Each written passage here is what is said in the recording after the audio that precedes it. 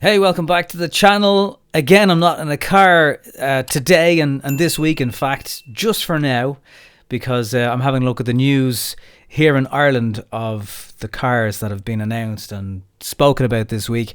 However, I'm very excited about the Volkswagen ID.4, which will be appearing on this channel very, very soon. In fact, the next review you see on this channel will be of the new Volkswagen ID.4. So that's coming soon. I'll bring you a little bit more about that a bit later on. But I just wanted to, I suppose, bring some more news that's happening today, this week in Ireland. We'll start with some news this morning from BMW Ireland, the BMW M5 CS. I won't give you the price just yet, but think about 635 brake horsepower from a 4.4 V8 petrol, which is nice. It will do 0 to 60 or 100 kilometers an hour in 3 seconds. That's like 1, 2, 3, gone. And the on the road price is €241,415,000, which is a lot of money. So I'm not quite sure if the lotto will sort it for you, but maybe the Euro Millions could sort it for you. So it's serious money, but it's the most powerful M car ever made by BMW. So that has to count for something, right? But it's absolutely insane looking. I'm not sure. It's a bit unusual. I think your M5, your standard M5, is a bit more stealthy. This kind of looks like bits have been stuck onto it, and they have. You've got to justify that price. But it's fairly spicy in terms of the price of it. But it's the M5 CS, just announced from BMW today. I love the optimism as well, because we need good news at the moment. Spring 2021 is when it's available and on sale and first delivery. So like that's weeks away. Has anybody ordered one? Comment below. It's got a chassis that's designed to work with race tires specifically. Although a lot of BMW M cars will come with race tires. I had an M3 before with semi-slick Pilot Sports, I think they were. And yeah, it was fun in the ice, in the wet. Good crack. It's got its own M-specific soundtrack and augmented sound. I don't know how people feel about them. Generally, they kind of contribute, I think, once they're done. We have good experience of it now with football matches as well. So you can see how it does work, but some people, purists, just want the noise. I mean, a 4.4 V8, surely it's going to sound fine as it is. I don't know why you'd need that extra soundtrack too, but it's there anyway. M carbon ceramic brakes are as standard. When you hear all this kind of stuff, they're usually 13 grand or something. You hear all these things added up and you kind of see maybe where the price comes from, but still, you got to love VRT in this scenario as well though. Also news this week, hard to believe the current Mini, it's around now 20 years since they said, hey, we're going to do away with the Rover Mini, we're going to stop making that, but what about a new Mini from the ground up? So that's now 20 years since that happened, believe it or not. BMW Ireland have announced that it's getting its LCI, its midlife upgrade at the moment, and the car will come in hatch and convertible form, and you'll get a significant exterior and interior visual updates. New exterior will have body colours, there's a new digital dash and 8.8 inch central screen as standard. There's electric handbrakes now available on all models, because they did have a handbrake, a physical handbrake. Now I don't know if that was a nod to the old car, maybe it was. They could have put an electric handbrake in years ago for whatever reason. Anyway, that's now out and the electric handbrake is in. There's a new version of the EV, it's called the Electric Collection, and that's available in the lineup itself. I did get to drive the Mini SE, Cooper SE last year. That review's on the channel. There's a multi-tone roof, there's new colours, new alloy wheels. It's just basically a freshen for the Mini, but it's a car that always sells really, really well. I have been looking to see if the Union flag rear taillights are still involved. I saw a car last week, a new Mini SE in Portmarnock, and it had the lights, and do you know what? Everyone just moved on with their life. It was kind of, it was interesting to notice that the owner obviously didn't care, and this was a 2-in-1, it was a brand new car.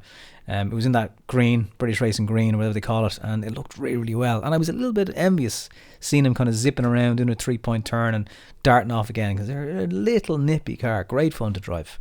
The modes in it, there's a lounge mode and a sport mode. Lounge mode, they always have that go-kart feeling, but they've redefined it. There's an adaptive suspension, which optimizes the balance between sportiness and comfort. Was it a bit too harsh that they've tweaked it back a bit, or have they just done other things to make it even more sporty. I don't know. And just a bit more information on that electric collection. There's only 300 of them going to be made. Does that mean we'll get 4 here in Ireland?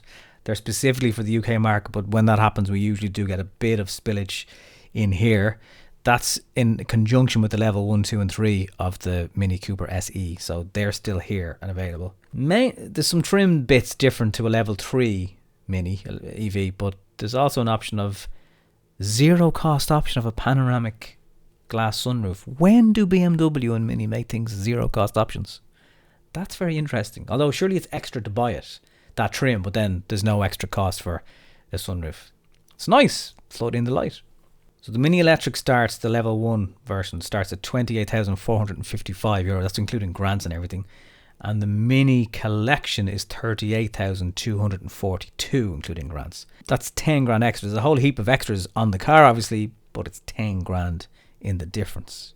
Last week it was the Opel Combo E. This week it's the same van, same battery, 50 kilowatt hour battery, same range, 275, but it's Peugeot's e-partner that has been announced. So that's the light commercial vehicle. Again, Opel said autumn 2021. Peugeot is saying second half of 2021. They're being a bit more vague. It's been around since 1996, the partner van. So it's had massive commercial success. It's going electric. It's Peugeot's turn to announce that car this week. And yes, I am very excited to have the Volkswagen ID.4 on the channel. I'll be getting the car over the next couple of days, only spending a couple of hours with it because it's a left-hand drive German model of the car. It's kind of max spec, so it's big, it's loaded. I've seen some photographs of it, the stitching in the seats and everything. It's the extra special first edition of the car. The range in it is going to be, give or take, 500 kilometers. That's WLTP figures. So that's promising. That comes from a 77 kilowatt hour battery. So that's obviously fairly significant size too. So I'm looking forward to get my hands on the car. I'll get the video up maybe Sunday evening if I can, that kind of time. So subscribe and hit notification bell icon button, so when that goes live you'll get a notification. Interestingly, Volkswagen expect to sell, is this just Ireland? Because this seems like a pretty promising number. 1,700 ID.4s they want to sell in 2021. That's incredible. 50% of the cars are already sold. People have pre-ordered them. Same way people have done it with the Skoda Enyaq. Of that total amount of 1,700, 80% will be the first edition. That's 43,000 on the road after the grants. And then the 20%, the rest of them will go for the ID.4 Max. That is €56,000 after grants. That's on the road prices. 43, with the range and the size of the car, that feels quite doable. I know it's a lot of money, but for what you're getting. Late 50s on the other hand, that's a lot. There is a smaller battery version, 52 kilowatt hours. That will do about 350 kilometers. And that version will be under €36,000 after grants. So your ID.3 is about 33 grand. To make that jump to a bigger car, albeit not the big battery version of the ID.4, it's an extra 3 grand. For a lot of people, that is going to be a no-brainer. ID.3 isn't a small car. It's bigger than a Golf. Boot space, everything's bigger, but the ID.4 is going to be bigger again. So I'd say that's the one that's really going to be the sweet spot for Volkswagen Ireland. 36 grand for the ID.4. That's impressive. And the interior, from the photographs I've seen, again I'll show you more in the video, it seems quite like the ID.3. I don't know if there's a massive jump in quality of plastics or anything like that. It's just a bigger car. And of course it is rear wheel drive and kicking out over 200 brake horsepower. Another car, got one of the first reviews in Ireland for it up on the channel, the Hyundai Tucson, the new one. They've announced there is an N-line version coming this year. It will have new bumpers, new air intakes, taller, wider grille, black detailing, 19-inch alloy wheels, and more prominent exhaust. And the kind of done-up crossover seems to be a thing now. The car in petrol hybrid mode, as you'll see if you watch the review that I did. I got a walk around review in EP Mooney. It was about 41 for the top spec. So what is the N going to be? Is it 45? Is it closer to 50? This is just an exterior thing on the Tucson. It's not an engine. There's no i30N equivalent of the Tucson just yet. Maybe it'll happen, but at the moment it's not. finally for the moment on this episode of Nobby's Car News, or Nobby's News, or I'm not quite sure what we're going to call this. Can we spare a thought with all this talk of electric for the Golf GTI? I know some people have responded to my thread on Twitter and stuff about this car, that the GTI is cooler than the Golf 4. I responded to, I think it was Robbie who said that. Was like, ooh, controversial, because some people love the Golf 4 over the GTI. But I saw a photograph on Pierce Motors VW. They put up a black Golf GTI with the upgraded wheels, the upgraded seats, and I just thought that is absolutely savage. Now, a lot of ads for GTIs at the moment on CarZone and stuff are price and application, which doesn't really tell you an awful lot. So a few of the lads on boards.ie were trying to guess, okay, is it a €55,000 GTI? What is it? It's starting from 45. The GTI 10, not even 10 years ago, the Mark 7 started, albeit, that wasn't with the extras, and it got a serious upgrade in terms of standard spec in, I think was it 14 or was it 15? But it started at 35 grand. So the Golf GTI has taken a jump. It's grown by 10 grand for the standard spec. And when you think of that 10 grand, and then you think of the ID.4, I know it's a different car, but one is very much future-proofed, more space, and it's quite a bit cheaper. So, look, I just wanted to round it off on a kind of petrol-headed, nostalgic note, because that GTI is absolutely gorgeous. And fair play to them for putting it up, at least, for everyone to see it. Anyway, thank you very much for watching this episode. Just to kind of keep the channel ticking over. Any comments and chats or any thoughts you want to put in the comments below, please do. Give the video a like if you wouldn't mind. It all helps with the algorithm. Ways to support the channel down below. We are still fully independent. And yeah, I'm going to work on some of the background here. I have some bits ordered to make this a bit more of a YouTube studio vibe. So they're coming soon.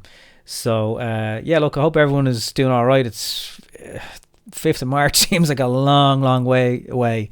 But hopefully we can keep the conversation going on the channel, in the comments. And so anyway, lots to come. Look out for that ID.4 video coming later on in the week. And thank you very much for watching.